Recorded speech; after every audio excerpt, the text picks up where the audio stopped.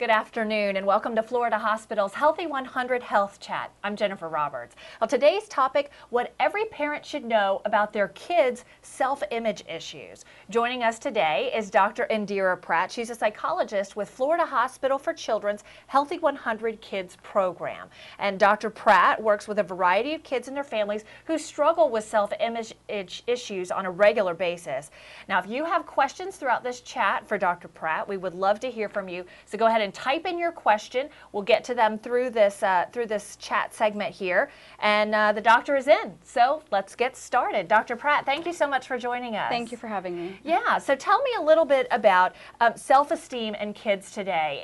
It's a big issue. You hear about it a lot, especially with all the celebrity news that goes around. Tell me a little bit about that. Right. Well, we know kids right now are bombarded with different messages from media, from our culture, society in general. Once they start to go to school also, they have peer influences in terms of the way they look and if they fit in with what people are wearing or their appearance. So right now, really, when children start to go to school, we see a lot more issues with children becoming a little bit more self-conscious about how they look and what they wear.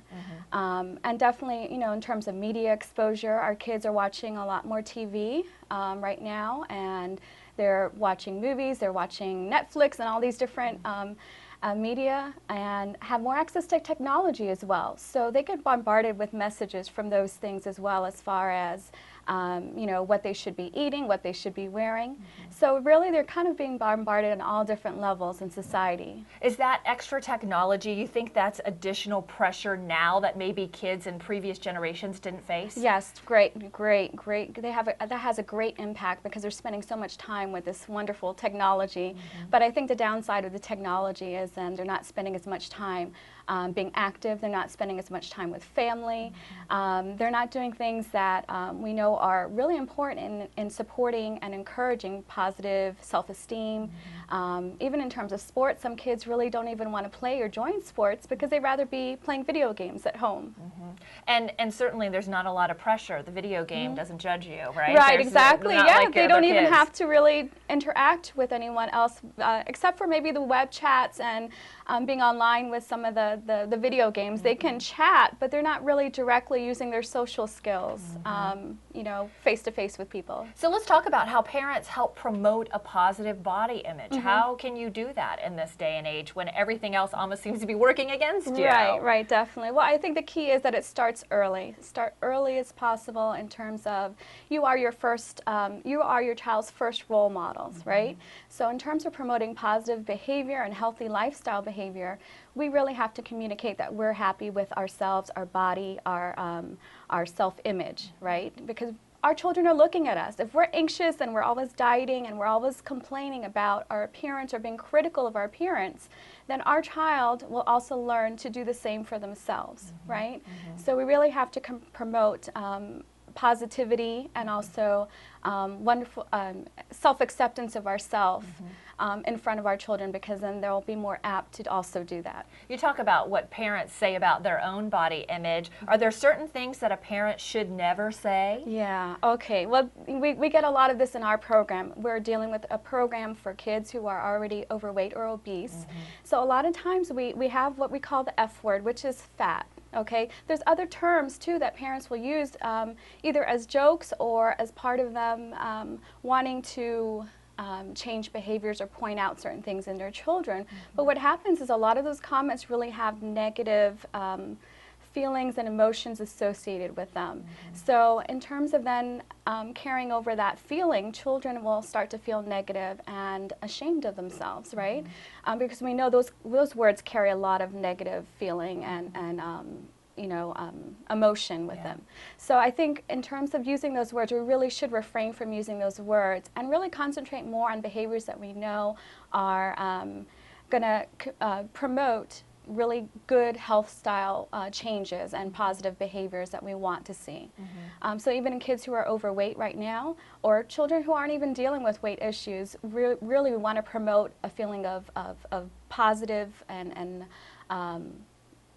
confidence, really, really. So we have to point out the positives, and what is special about their child, and how can we point that out more often? Because really life can be negative in many different aspects. When they go to school, they may experience teasing or bullying or different pressures that can really deflate someone's self-esteem. So we have to find ways to really highlight the positives. So whether it's their personality traits or the way they behave at home or their interests, we really have to focus a lot on putting some positive energy into those things. And as you made a great point too about it's not just kids that maybe are having weight issues when we're just specifically talking about weight in this instance. I know I've corrected my child once or twice using the fat word and other people and trying to redirect her. So it's education amongst all children. Yes, definitely. And we're not perfect as parents. So our children also have to see that we have flaws, but we have to also realize, okay, if we kind of did something that was maybe too critical, we need to come back and kind of correct that with them, so they see that we're trying and we're realizing that we're human and we have those flaws, but we're really there for them to collaborate and to do the right thing as far as leading a healthier lifestyle. Tell me, what are some of the warning signs, for parents that think their child may have a negative self-image of themselves, whether it is with obesity or something else? I know a lot of people don't like certain things about themselves. My nose is too big, I'm too short, I'm too tall, all of those things. How do you know when your kid is starting to exhibit some of those unhealthy kind of behaviors or feelings? Right.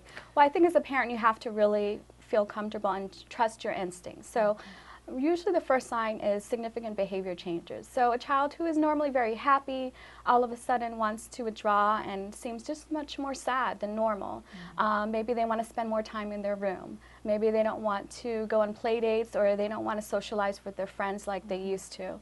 Those are typically the first signs. Also, children who tend to focus a lot on whether it's eating or expressing feelings of dissatisfaction with their body, if they're constantly talking about those issues, we should also, put some attention onto that and find ways to address those issues at home, and if necessary, also consult with a mental health professional, or a pediatrician is a great resource too, because they know our kids as well. They see them pretty regularly, especially when they're young. So that would be a great resource as well. Great. What are some tips to get parents to help to boost their child's body image, especially when we're talking about, I know your specialty is dealing with weight issues. What are some of the things that we can do or say to make that not such a big deal? Right, okay. Well, I think it goes back to role modeling. It's really sending the right messages at home and really practicing what we preach. So if we are really trying to help children eat better, exercise more, play less video games, then what are we doing as parents? We really have to focus on, well, let's do some more family activities together, whether it's bike riding or just taking a walk, having fun. Exercise doesn't have to be boring exercise. If we're doing it with our family members and our caregivers, then it's much more motivating for kids. They tend to not want to do things on their own, which is fine, but we have to be involved then. We can't say, well, you go outside and play and I'm going to sit here and watch TV while you do that, right? So really finding ways to get involved, to be good role models, get them motivated.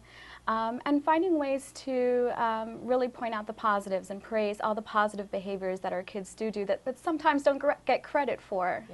Making things a game always seems to work with kids. Definitely. If you're making exercise a game and not even calling it exercise and doing it some other way, incorporating it, and that's it seems like it works for a lot of stuff with kids. Strategy. Great strategy. So sometimes people assume that a poor body image means there are some maybe eating disorders or things like that involved and contributing to weight gain. Talk about eating disorders a little bit, and maybe what we should know as parents and what to look for. Right. Well, eating disorders typically don't develop into adolescence or pre-adolescence. The important thing to know about eating disorders is that usually there's no one starting point for it. It's a process that happens over time.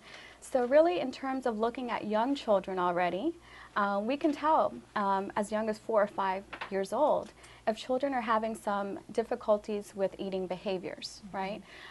So at that early point, we really want to focus on getting them to eat healthy foods, eating variety of foods, eating the right portions for them, and really encouraging having a well-balanced life. So it's not just all about eating or playing video games. We really want them to have a well-balanced life and experience different things, whether it's social activity, exercise activities, fun, having fun outside.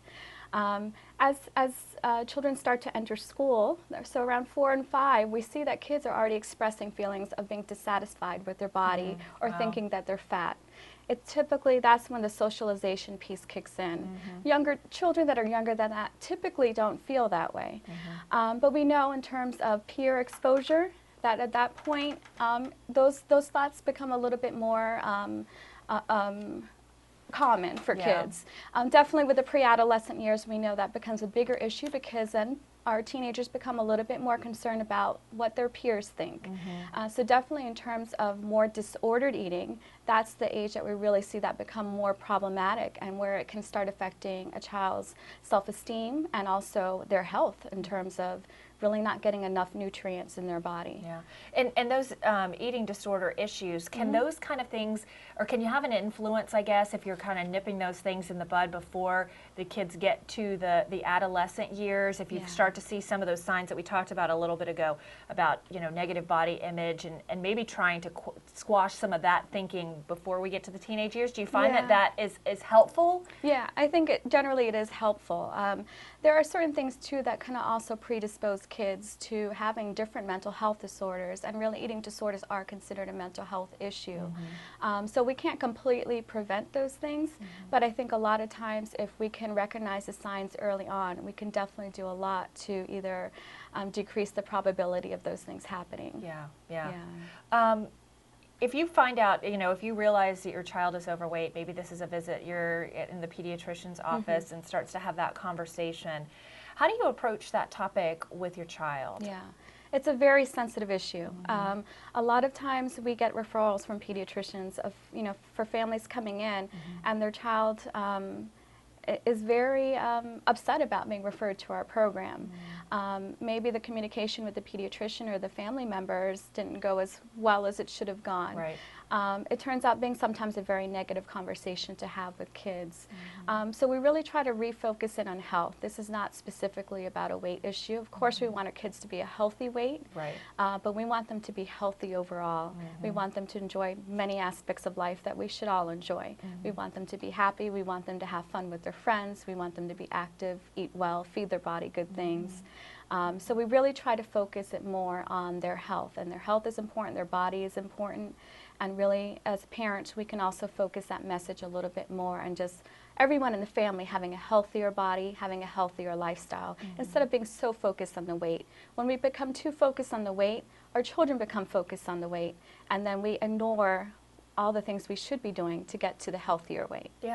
Well, thank you so much for all of this insight. I wanted to get an opportunity to get some questions in if we have one here on the web. I don't see one right here this second. I thought we had a question here, but maybe not quite yet. So tell me a little bit more about some of the ways you can talk about the weight issue, some of the language specifically that you might be able to use with your child instead of focusing on the weight, the scale, the number, all of those things versus, you know, what are some of the words and techniques that you would use? Oh, sure, certainly. I think we really want to emphasize the point that this should be family-based changes. So even when our families come on board, we talk about how the whole family can be a team together. Everybody can motivate each other in finding ways to eat healthier, exercise more, spend more time together as a family. One thing we really encourage is family meals. And our dietitian and myself, we spend a lot of time talking about how it's important to turn the TV off during mealtime, sit together as a family whenever possible. It may not be possible to do every day, but if you can just spend that time connecting at the table, talking, having conversations about how your day went, who your child's friends are, what they're interested in, then that's a great time to connect and really take some pressure off of eating specifically if that is one of the issues. And also just finding out some new things about your kids, you know, what they enjoy, what they like to do for fun.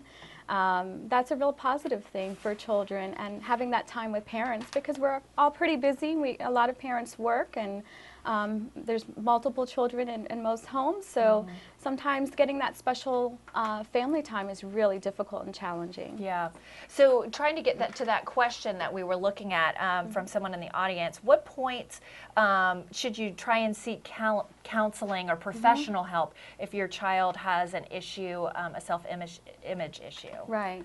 That can be really at any time. I think if parents feel pretty comfortable in handling questions with younger children or those type of concerns with younger children, we want to really have parents kind of engage other people in their lives that can help. So whether it's other family members, teachers, maybe even friends, to really work on some of the issues that may be of concern. I think, you know, as kids get a little bit older, or when even with young children, they find they're having a lot of difficulties, or there's a lot of anxiety or stress in the home about whatever behavior issues might be going on, or the eating behavior issues, then it's always great. I think a good first step is a pediatrician. Yeah.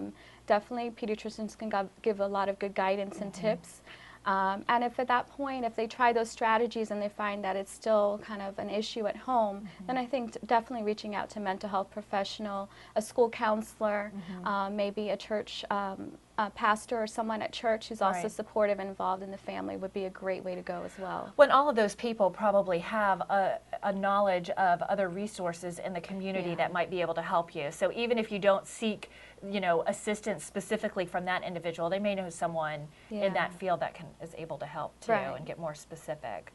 Talk about some of the resources that are available to parents. I know you guys at the Healthy 100 Kids program deal specifically with weight management issues, but what are the other resources that parents can turn to when they're worried about body image with kids? Right.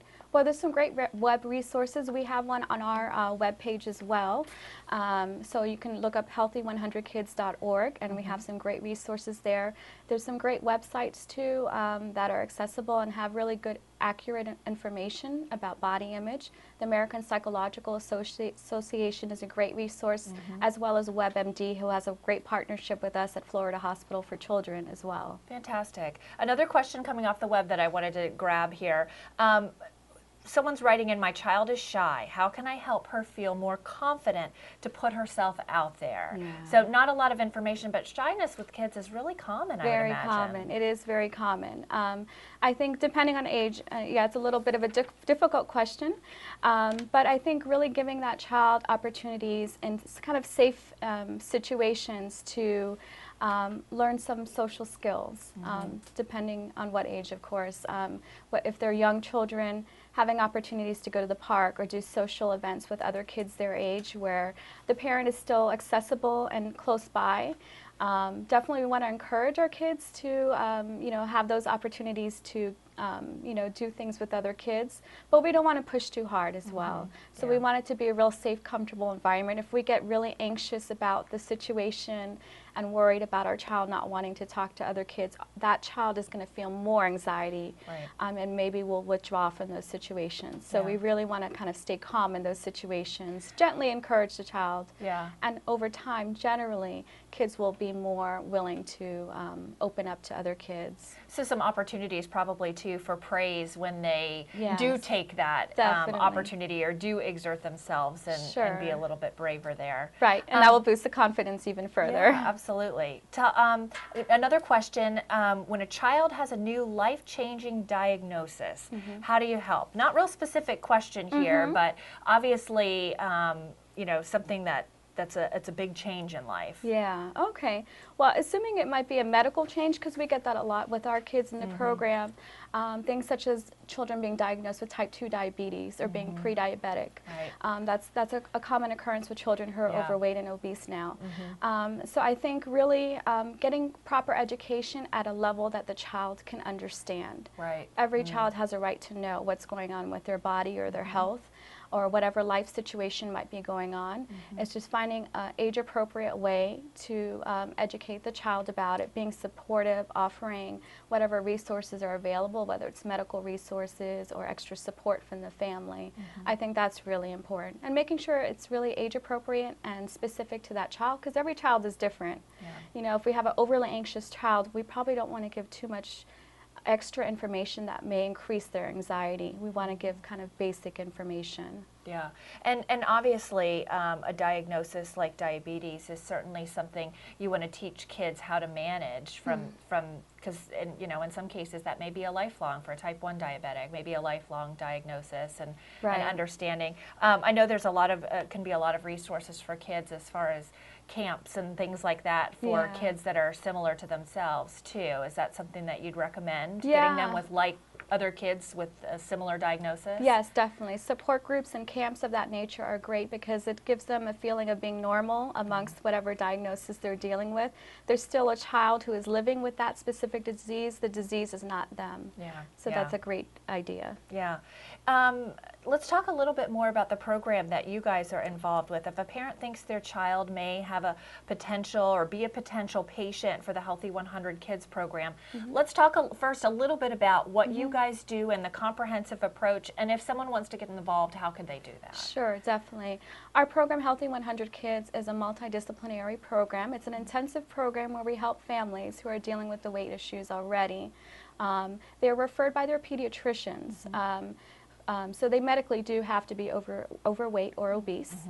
And at that point, when they come in, they make appointments with our great office staff, and they get to meet with different team members. So we have a comprehensive team consisting of Dr. Falls, who's our medical director of the program. They meet with me as well, the psychologist. They meet with our dietitian, Tamara Sims-Dorway, and they meet with one of our exercise physiologists. We have two, Lindy Moore and Russell Jackson, and really they get really customized information from the whole team when they come in for appointments. So we're really there to support their lifestyle changes. We have the time to spend with them during office visits. We also offer weekly workshops, and we encourage the whole family to participate in those. They're great educational opportunities where they have fun and they're also learning at the same time.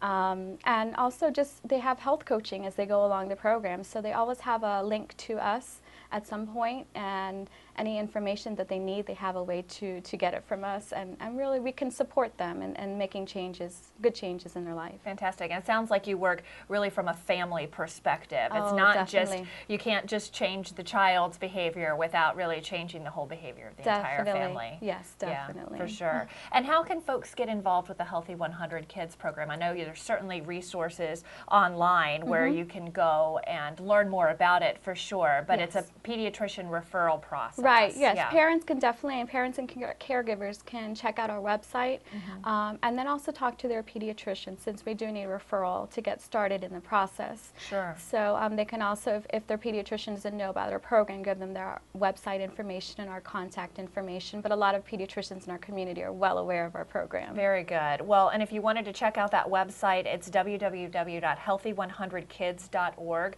You can also use the telephone if you would like to get more information that way.